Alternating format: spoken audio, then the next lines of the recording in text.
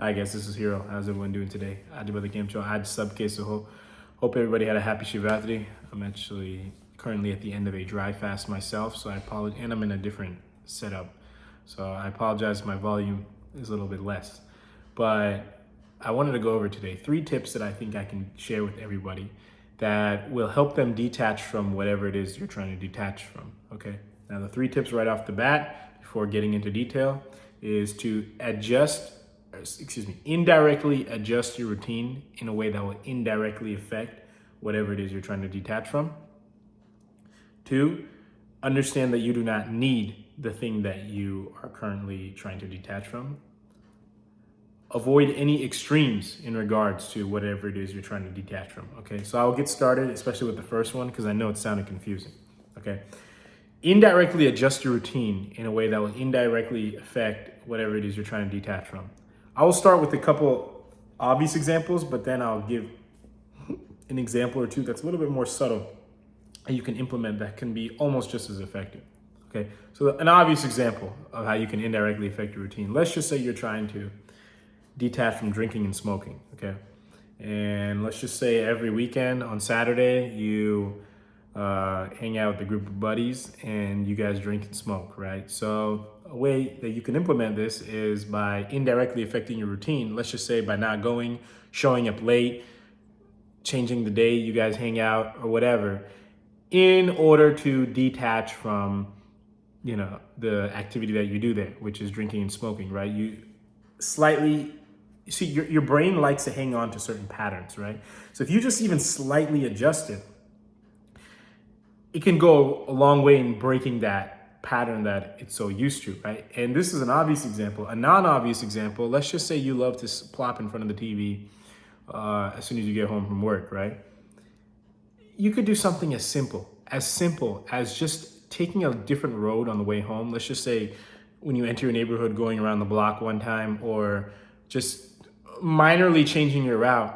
And this thing in your brain, it's such a new motor pattern that's being created, even though it's not that big of a deal. It might take like 10 extra seconds or something, and you might think, oh, this is not a big deal at all. But just that small little change in your mind shift your mind loves to be fueled on momentum. So you can use that as momentum to, because you did something different today, that can kind of snowball effect to possibly, I'm not going to plop in front of the TV as soon as I get home, right? This is obviously going to require some effort on your part. It's not like, the TV's magically going to go anywhere or that desire is magically just going to disappear. But I'm giving you a alternative or a practical solution here that can really help if you're in the mindset to help yourself, okay? The next thing is understand that you do not need this thing, right?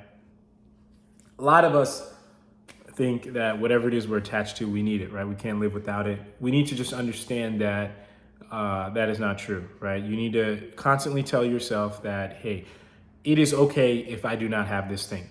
It is okay if, because I don't have this thing, X, Y, Z fears might happen. Or it's okay because if I don't have this thing, X, Y, Z fears might happen, right? If you do have it, if you don't have it, whatever, accept all the fears associated with it and accept that you will survive and move on without this thing. And you're not going to be in some, place of torture or place of, extreme suffering just because you do not have this, okay? And the third thing was what? Avoid extremes, okay?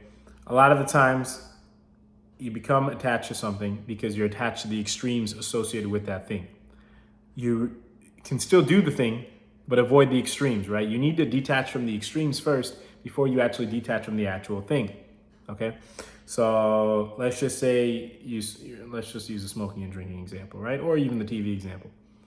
If you just love to get really high and drunk, or you just love to watch like the most exciting TV for like the longest periods of time, right? Try to avoid that extreme or try to adjust the way you're doing it to avoid reaching that extreme that you're constantly going towards every day, right? And then once you detach from the extreme level, you can kind of start to bring it down before you just don't try to just cut it out cold turkey, right? Because you're cutting out everything it is that that extreme is providing you currently, right? You need to detach from the extreme first and then detach from it little by little, right? Same way how when you're trying to lose weight, you're kind of detaching from your weight little by little, right? This is why things in nature are a little bit more gradual, okay?